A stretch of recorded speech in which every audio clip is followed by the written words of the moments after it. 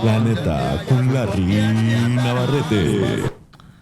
Welcome, guys. Welcome back to Bottom Line with Larry Navarrete. This is episode 18, Alex? 18. All right. I remember when I was 18. Once again, Larry Navarrete with Lone Sweet Mortgage, NMLS 670-362. Larry, how we doing? Good. A little upset. Yeah. A little, you know. Little down from yesterday? A little down from yesterday, yeah. The weather got to us? The weather's getting to us. It's getting hot. The whooping the Dodgers got? The whooping the Dodgers got yesterday. Yeah. You can't win them all. Can't win them all. It is what it is, right? Speaking of winning them all, let's talk about scams, Larry. Scams. You know what? Lately, I've been seeing a lot of scams on Facebook about house rentals. House rentals, scams. Scams. You ever been a victim of a scam, Larry? Yes. Okay. Yeah, and I try to avoid some scams. You know, I've caught people in scams. Okay. Right? I caught people in scams and you know, show them and everything. Yesterday I was dealing with a tenant of mine. Well, he's not even a tenant of mine. But anyways, he's renting one of my houses that was leased by somebody else, and it looks like we're getting scammed, or he's getting scammed because I'm. So you rented a house to somebody else, and they're renting it to somebody else. Correct. Okay. Renting it to somebody else. Are you okay with that? He's paying the rent, but they're not paying me. Oh. I told the guy I have no problem with you doing it, okay, but you know, you need to pay me the rent, right? So if something goes wrong in that house, who's responsible? You? Well, I guess, yeah, I'm the owner. I guess I'm responsible. But in this case, I did do it in the clause that, you know, if he doesn't pay me rent, I have the right to go collect rent from the tenant. That's there. So the guy you rented to is renting it to somebody else. That guy's paying rent, but this guy in the middle is not giving you the money? Correct. So you did an override? I don't know, whatever he's doing, whatever. and I know this, right? But now he stopped paying me and everything. So it's like, whose fault is it?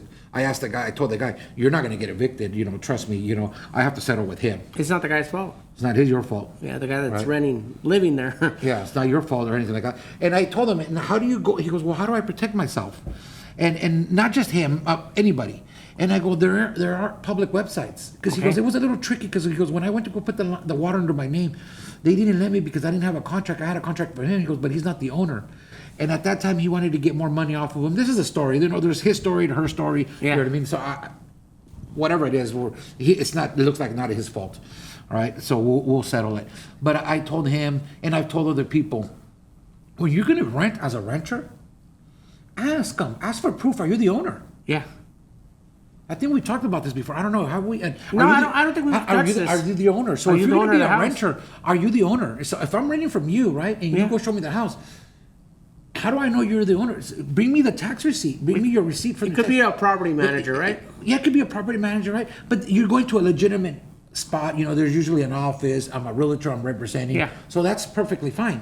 But when you're just meeting an individual or over the phone, or you're doing the stuff over the internet, right? Or just by phone, or just going to meet them at a house, or I'll meet you here, right? Well, show me that you're the owner of the house, right? Bring your tax bill. Bring a mortgage statement. Oh, I already paid it. Okay, well, you still have taxes whether you paid a home or not. Yeah. You should be listed on the website, on the county website. There's a county website, right? Yeah. Give me your name. Let me look at it. And then I cross-reference it because I had one where I was in a rent to a lady, and she goes, you know what? I found something else a little bit cheaper, or I don't know, whatever. Okay, perfect, no problem. So then, you know, she had to give me a deposit. I gave her the deposit back, $100, just to hold. Yeah. But the next day she told me already. So I gave her $100 back. And then it was like, okay, no problem. I listed it, and then she calls me a week later. And I asked her, she goes, I'm like, no, what happened? She goes, oh, I moved in. The moment I moved in, the guy was going to sell the house. The guy was going to sell the house? Yeah, because he was behind on the payments, and I'm like, so he goes, what could I have done? I go, there is a list, you know, and it's not, you're doing nothing wrong. It's public records. Okay. When somebody's foreclosing their home, there's a list of a notice of trustee sales. We talked about that. Yeah, we talked about that, right? So you could actually go and look at the county website and look at that list, right? And is this person's in default? Right? Because you as a renter, you need to protect yourself too. Yeah, you're making a 6-month contract. Your contract, it's, you know, even if you get your money back or you don't pay that rent because now you're going to move out, whatever. But have you tried moving in the summer? Yeah. No, it's I moved twice in Yeah. the summer. Ouch. God. Nobody wants to even. Nobody wants. Yeah, they don't want to move nothing. You don't want to move. You know, you don't know how much stuff you have until you actually move. Yeah. You could get a truckload out of your closet. You know that? You get a truckload out of your closet. That's like you're a pack rat. But yeah, you're right. There, you got so much crap. I mean, and then just moving it in this type of weather. So I felt bad for her, and I'm like, I'm sorry, I don't. And then she's all like, oh. And then I asked her why. She goes, well, the moment I moved in, a week later they told me they're gonna sell the house. And Yeah, that sucks. So now she's got her stuff there. She's got to move it out, Now and move out then now again. she's got to find a new place. And new place. So just money and time, Money and time, which you know. is not cool So because I tell people, she's getting "Look," scammed. Yeah, she's getting scammed. Let's talk about some of the stuff that you said. I mean, social media. I mean, I'm sure we've all been victims of scamming on social media. I remember my dad one time got a phone call. It said it was his favorite nephew. Oh, he goes, yeah. David. I'm like, dude, you're giving him the name already. It's like, dude, let the guy talk at least. The guy wanted money, and it wasn't even David. But I mean, they've hit us up through the phones and stuff like that. But online, you were showing me there's a bunch of listings right now, like rental properties, like on Facebook and stuff like that. Yeah, look at the picture. You know, I showed the pictures. You know, there's trees and green. Is it really green grass and really green trees in the background here in Yuma? And we have certain types of trees. Pineapple trees. But you look at some of those trees, you're like, oh man, that's not Yuma, right? Strawberries. There's a house, and then you go to the picture side, it has stairs, but the outside didn't. It's a one-story house. It's a one-story house, But it's got stairs But it's got inside. stairs in the inside when you're looking at the pictures. You know, Yeah, look for little clues, little things, people. You know what I mean? You got the Statue of Liberty in the background. Yeah, you know, like come on, you know that's not Yuma, all right? Yeah. And then especially like, you know, the rents are right here, 3-bedroom, 2-bath, going for $1,600, and this is for $875. Oh wow, You know that's a what I good mean? deal. That's a great deal, Everyone's right? gonna jump on that. And then sometimes, like I said, I've had it where people are like, oh, you know, yeah, you need to send $100 for the application fee. Or let's go see the house. No, I still need to see if you qualify first. And you know how many people send $100 and they'll never see it again. Yeah, because they just sell it or whatever they do it. I had another one where they were taking a $75 application fee. Okay. And it was a legit $75 per person, per adult. So it's $150. They would go show the house and everything, right? Say you rent the house for $1,500 a month, right? So you show it to 10 couples a month. That's your $1,500. Yeah. But you never rent it. Nobody ever gets it. That's just the fee to go see the house? Well, and for you supposedly check your background and Oh, everything. the application. The application. So the scam is you're showing a house, right? But you actually never rent it. You're just scamming people for the $150. You could just show the house all year long and You show the house all year long. you never rent it. And you never rent it. They don't mess up your house? They don't mess up your house. It doesn't get wasted, nothing. But you're getting an application fee. You're getting the application Yeah, because fee. you got to do a background, but they don't qualify. And then there's times where people, I mean, right now, yes, we talked about some more competitive drop, but there's times where there's such a high demand. I would get 20 or 30 people to go see our house. Yeah. So imagine if I collect $50, A person. you know, a person, and I never rent the house. Well, that's two, right? Because it's the husband and Yeah. the wife, and so it's So, $100. any adults, and you know they throw all these different scams, right? I mean, it's laughing, but it's true. It's ice. No, it's true. So you know, you guys be careful with all these scams. You know what I mean? Is it legit? You know what I mean?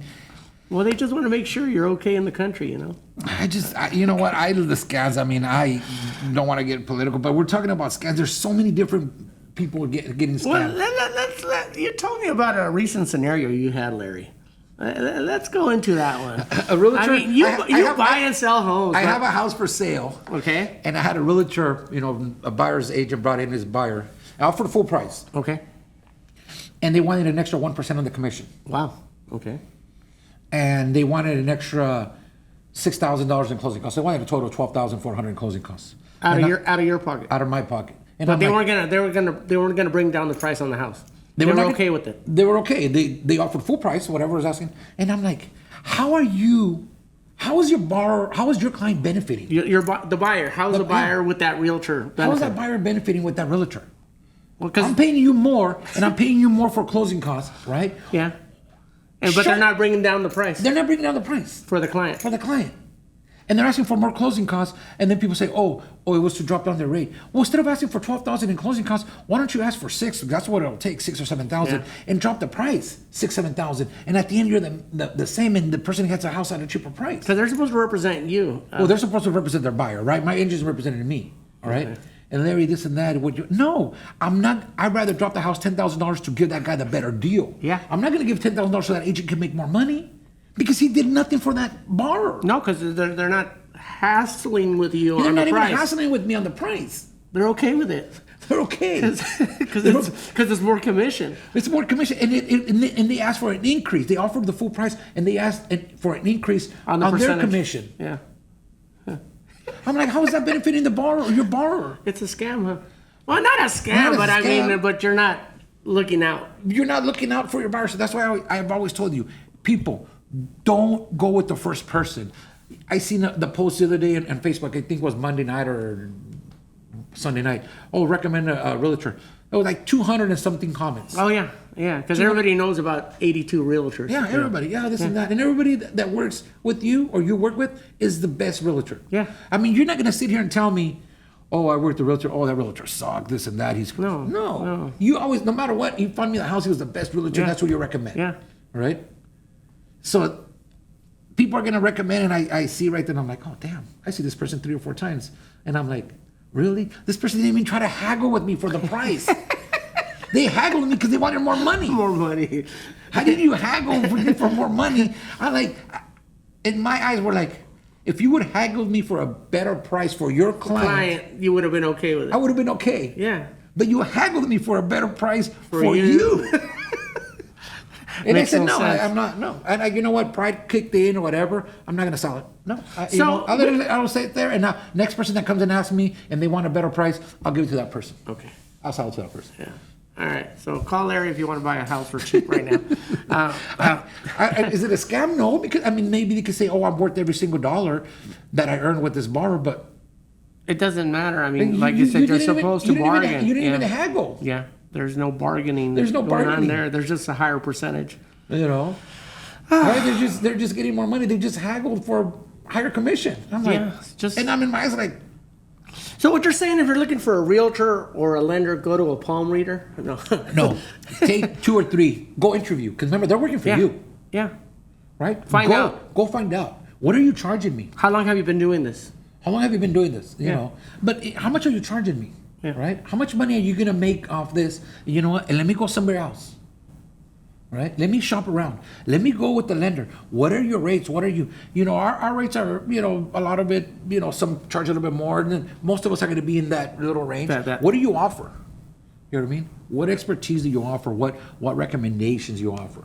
I heard you on the phone yesterday with a client. It was after hours. I was after hours. I really like what you told that client. You know what? I mean, you don't have to do this, but you do it because you love it. I do it because I love it. You like it, you know? I love it, yeah. I don't like it, I love it. That meant that's, I'm sure the client felt like different, you know? It's like, hey, you know what? I hope so. Yeah. I mean, you're out there. It's after hours, you're picking up the phone, Larry, so I mean, that makes a difference. A lot of people tell me, oh, I do this because I love helping people. 90% of us or 95% of us do it because we need to get paid. We need money. We need the money. And it's not a secret, right? It's not a secret. You know, we all do this because it's not magic. Yeah. It's not nothing hidden. We do it because we need to pay our bills and we need to survive family. And somebody's going to do it. Might as well be us, right? Yeah, somebody's going to take your money. Might as well be me. No. But then at that point, it's like, how much, right? And then at that point, it's like, I was one time working. They said, you know what? I got more money to lose, so I could lose more money. You're going to lose more money? It was a big institution. That's what they told us, right? Okay. So we're going to give the customer the better deal. Okay. So I look at the other kind of way around. I don't need to make as much. And I've talked about this in episode 1 and episode 2. It's not about losing, but it's just like I don't need to squeeze every single dollar off every single customer. Okay. All right? I don't need that. And that's where I take very prideful, and I'm not ashamed. I'm not embarrassed to say it. Well, I think that's why you get the referrals, too. I'm not afraid or whatever. And I don't feel guilty or saying it. You know what? I've done this for 21 years. I don't need to squeeze every single dollar off every customer.